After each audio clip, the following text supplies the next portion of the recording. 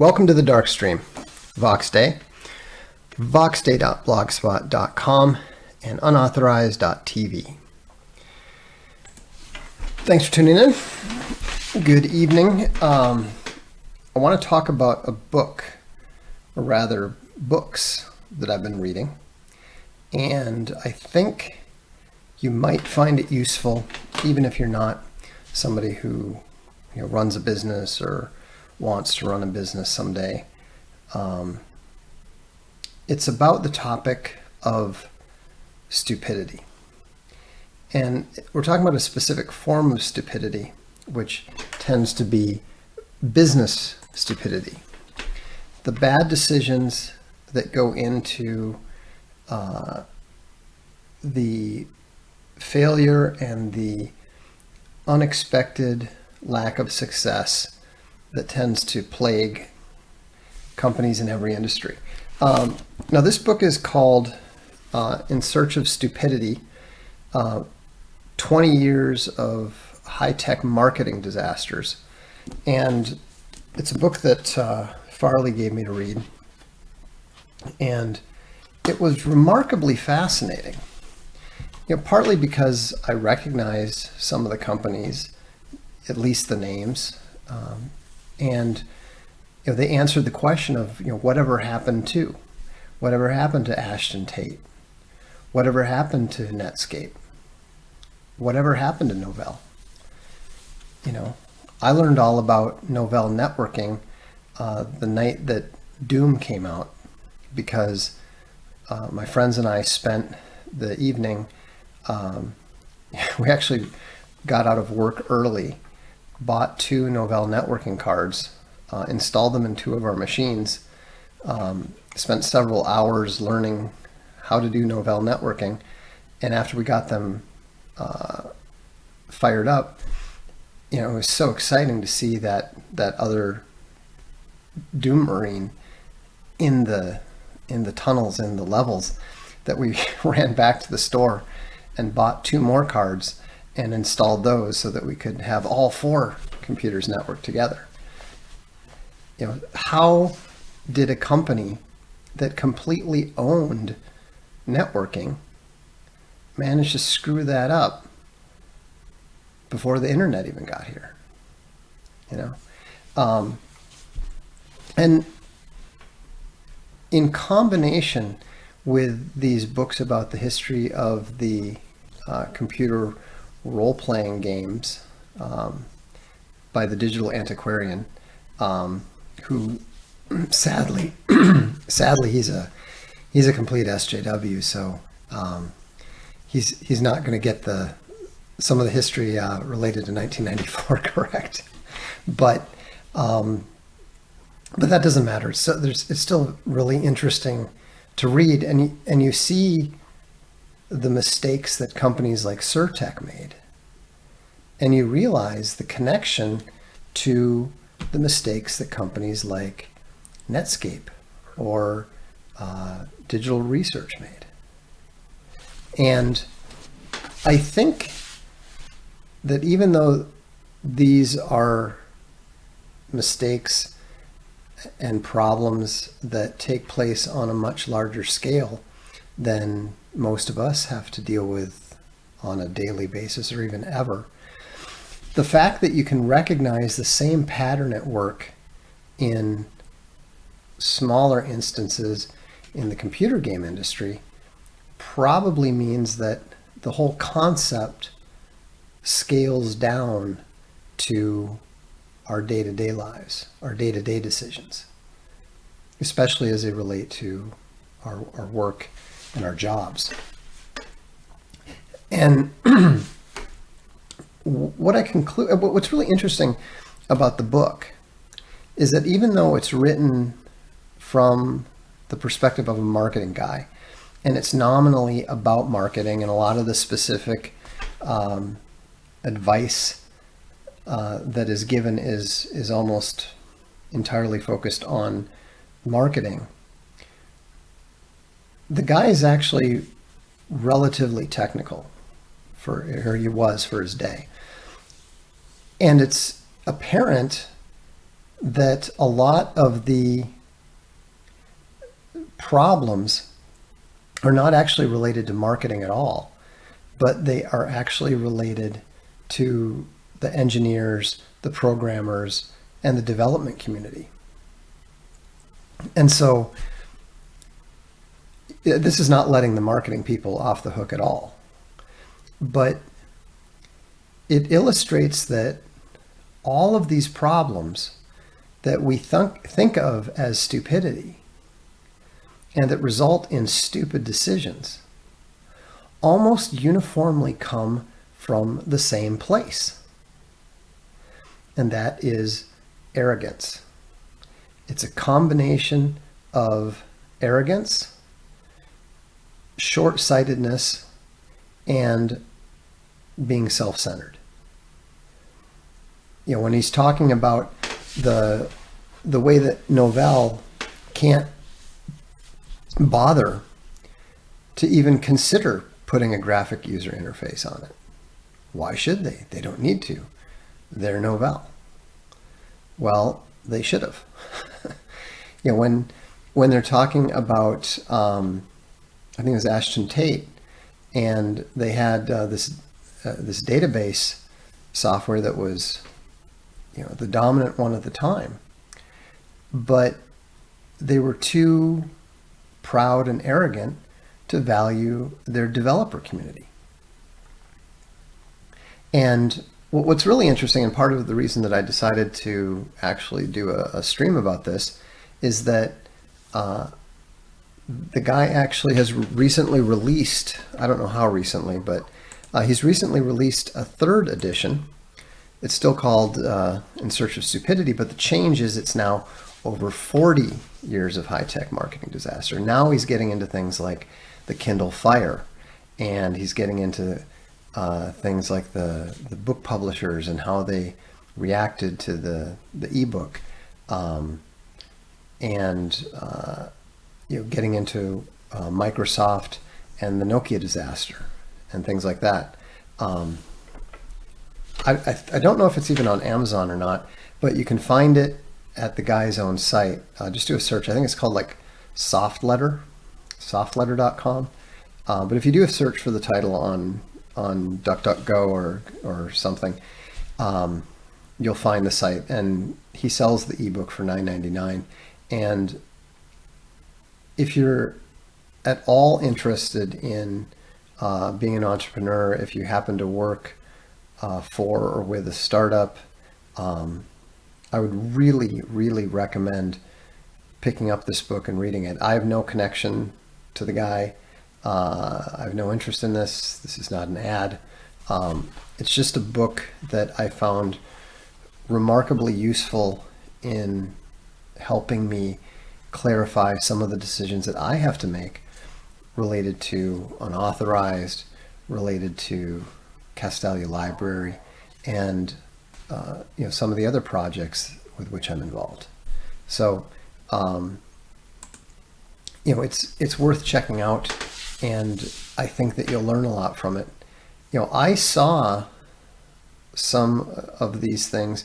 You know, I know I've mentioned one of my biggest failures was the 3GA chip, and yeah, there were other factors involved, of course, but the single most fatal problem with that project, and the thing that prevented my father's company from becoming something like NVIDIA, is that the lead designer, the lead chip designer, he was a very brilliant engineer, was too arrogant to listen to people who were not as technical as he was. And so he assumed that he knew what texture mapping involved. He designed it in the chip, it worked, but he didn't know that for the specific market of computer games, that perspective correction was absolutely vital.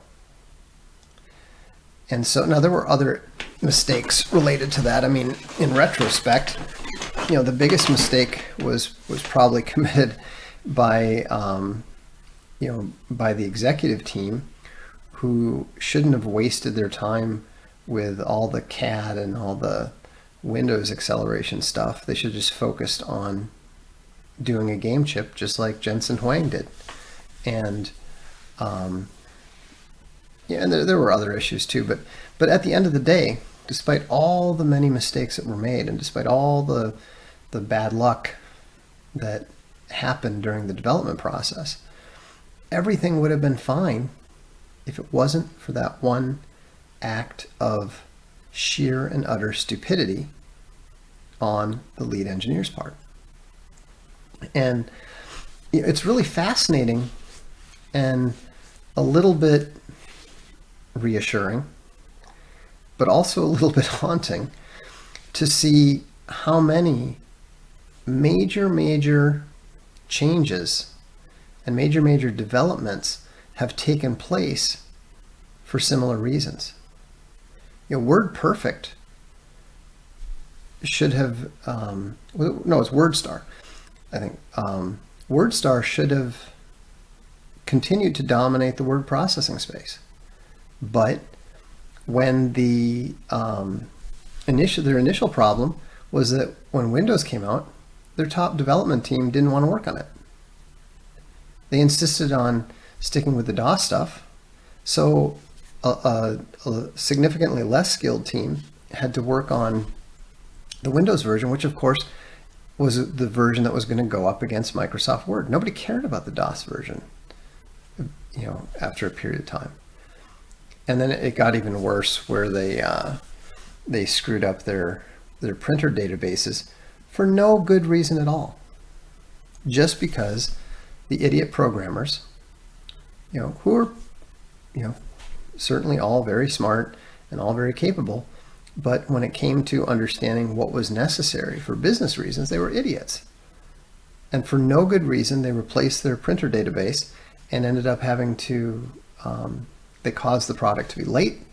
And when it did finally come out, it only supported 1/3 the printers the previous version had.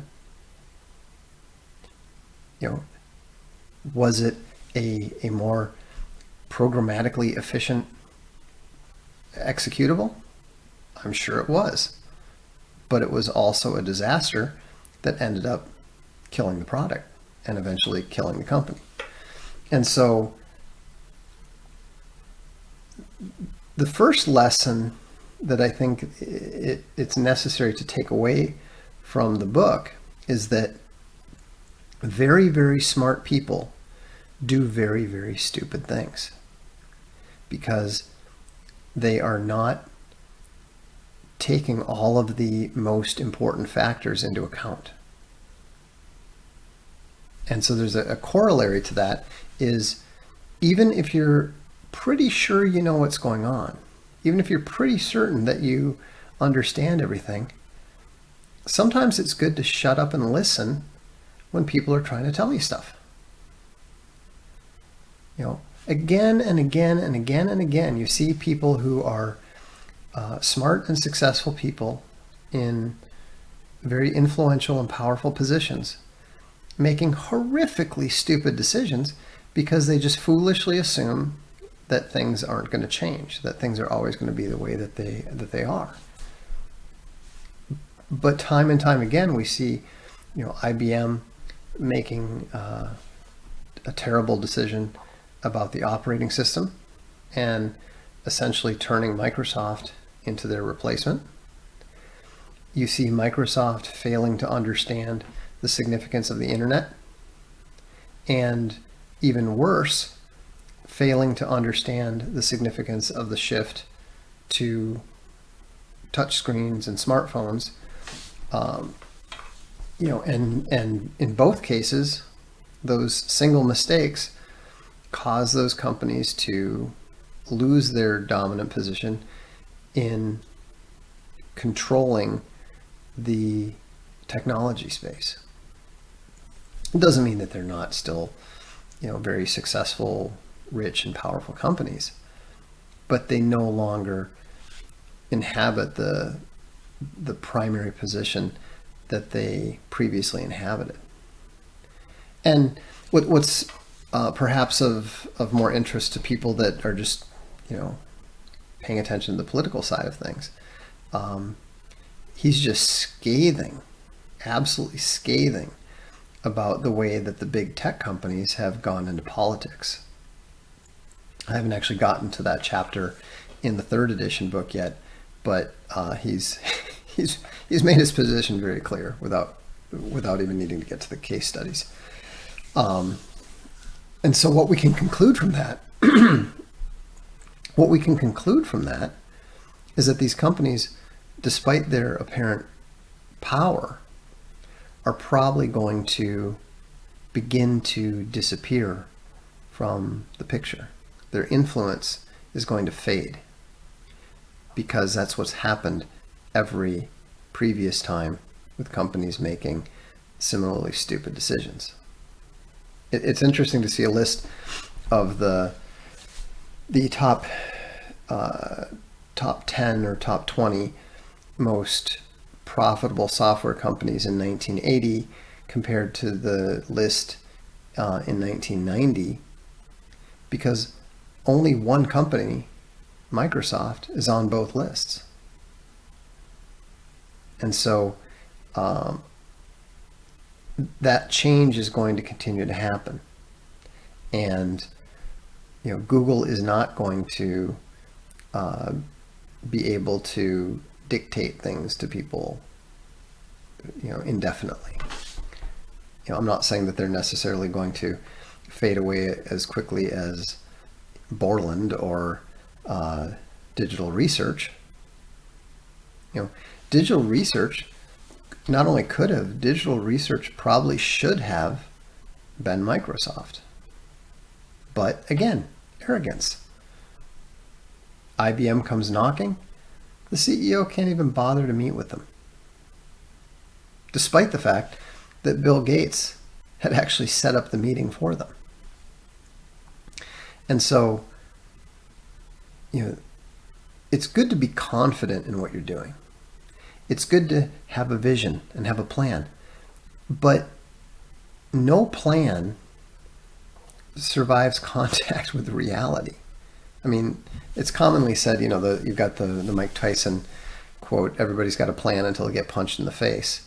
And I think it was there, supposedly Napoleon said, no battle plan survives contact with the enemy.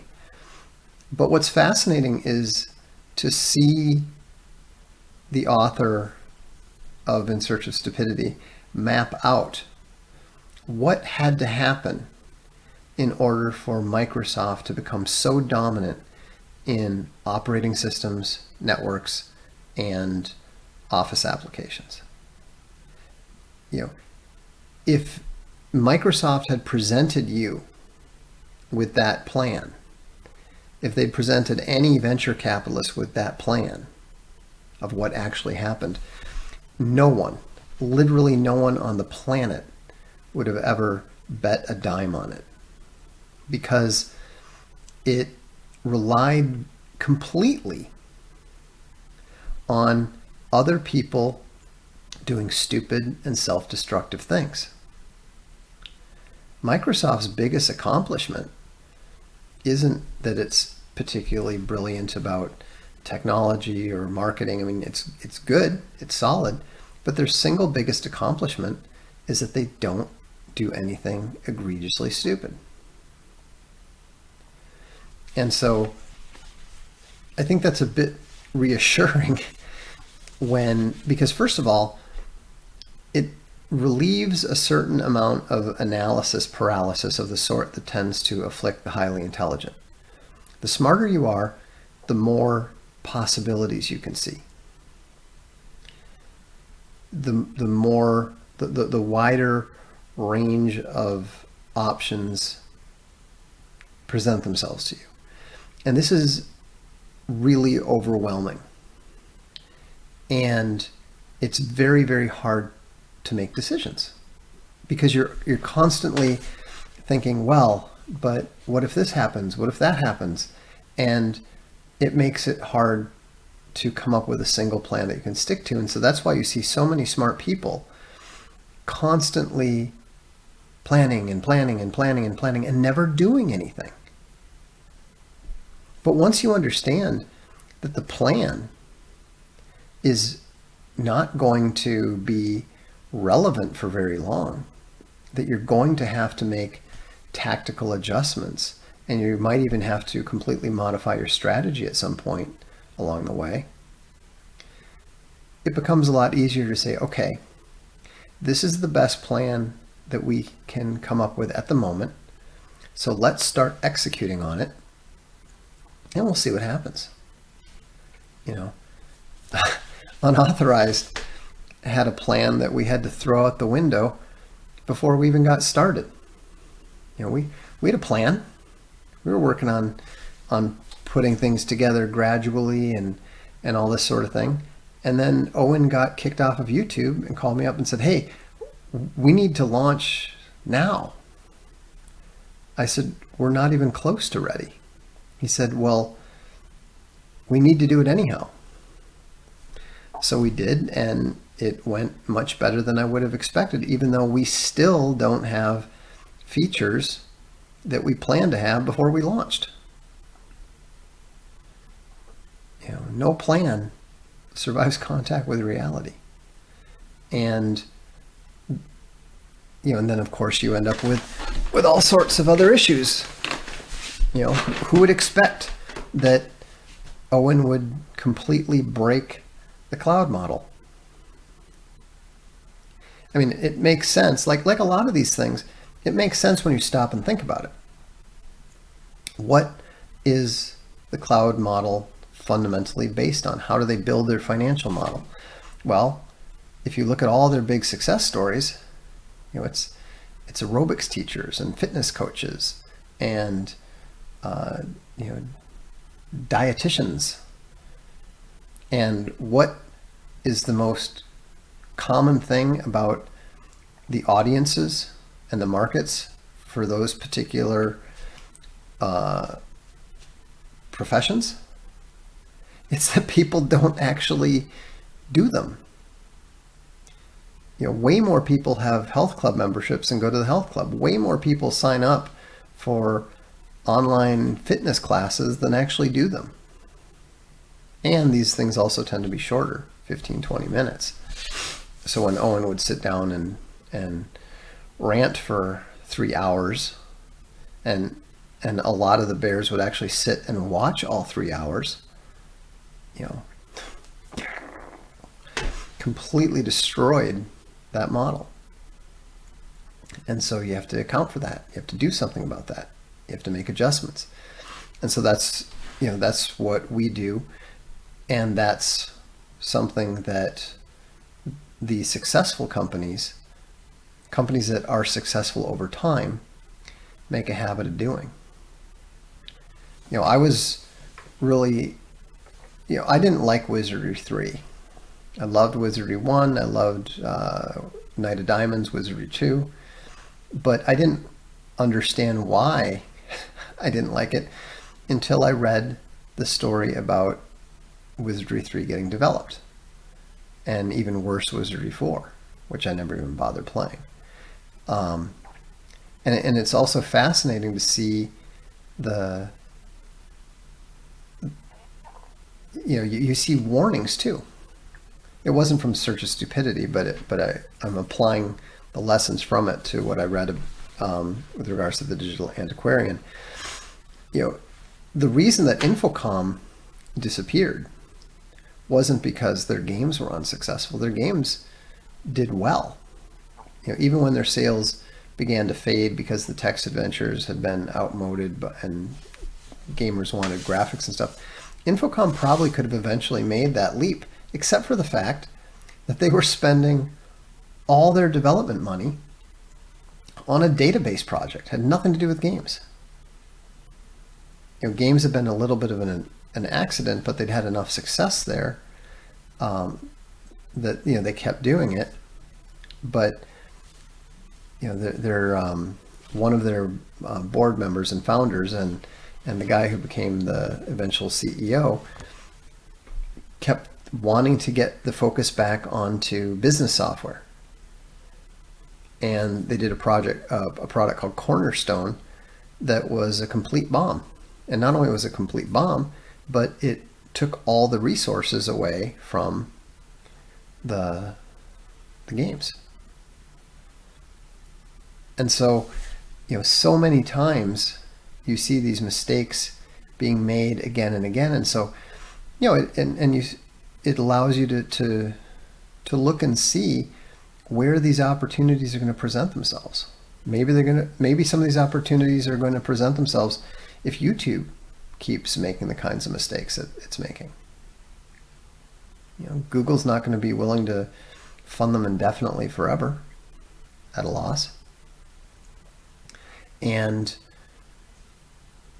but it's also a reminder too, to not become arrogant in this manner, which I realize probably sounds a little rich coming from me. But even the most arrogant individual is capable of learning to shut up and really listen when people are warning him about something. When people are saying, hey, look, here's a challenge that is coming down the road. What are we going to do about it? And so we're very fortunate to be in a position where unauthorized is doing well, and that Castalia Library is doing much better than we'd ever imagined. But as those projects become more successful, it's going to be very important not to get carried away by that success and not to lose focus of what the market wants, what people want. So that's why we're not, blowing off. We've got some minor quality issues related to excess glue on the end papers. So we, found 2 different ways to address that. We could replace them with silk more, like Franklin and Easton do. Although apparently we've been warned, and I've actually seen it in some of my older books, that the silk more tends to fade over time, especially if it's dark. So then we thought, well, is there anything we can do about the end papers? It turns out that we can pay to have somebody sit there at the bindery and make sure there's no excess. So we put that out to the subscribers, and the subscribers made it very clear, yeah, we want the printed end papers, so let's clean them up. So we're going to do that.